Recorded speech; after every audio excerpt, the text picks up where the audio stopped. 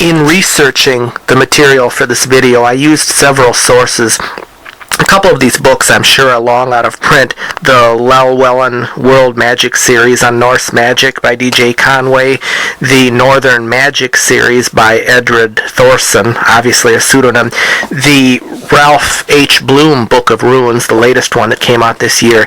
But the primary source I used was the material put out by the Joy of Satan, aka Maxine Dietrich, her book on the runic Kabbalah and the pronunciations of the runes. And of course I also looked online, Wikipedia, and different sources on the internet to determine what other people's opinions and thoughts were on the runes.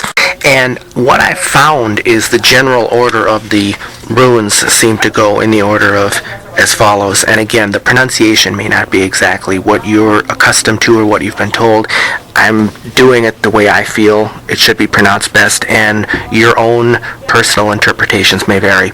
And we have, starting with the letter F, is Fehu, the letter U, Uruz, the letter X, Thurzaz, the letter A, Ansuz, the letter R, Radho, the letter C or K, Kaunan, the letter G, Gebo, the letter W, Orno, the letter H, Hagaz,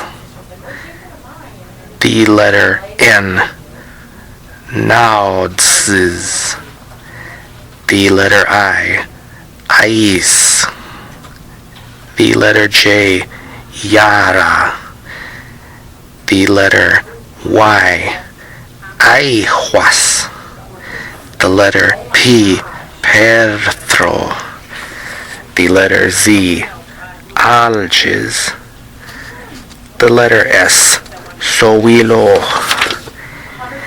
the letter T, Tir, the letter B, Berkanan, the letter E, Ehwaz, the letter M, Manaz, the letter L, Lagos, the letter that is undefinable in English terms but looks like either a diamond shape or two X's, one on top of the other, Ingwaz, the letter O, Ophilah, the letter D, Dagaz. In this, the second part of the runes video, I'm going to give you some of the alternate pronunciations for the various runes that I've found, as well as the meanings in ritual that correspond to the runes. With the Ansus rune, that's the A rune, you have a beginning or a godhead meaning.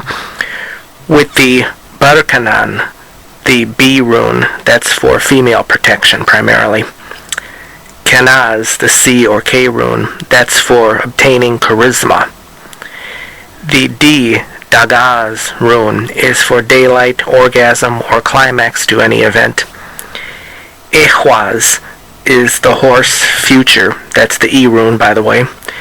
The F rune, Fehu, that starts the alphabet, is for cattle, wealth. It's also known by some sources as the sending rune for magic. Gebo, the G rune, that's the gift rune, the rune of giving. Hagal is another way to pronounce the H rune. That is for hail and is used primarily in black magic and destruction rituals.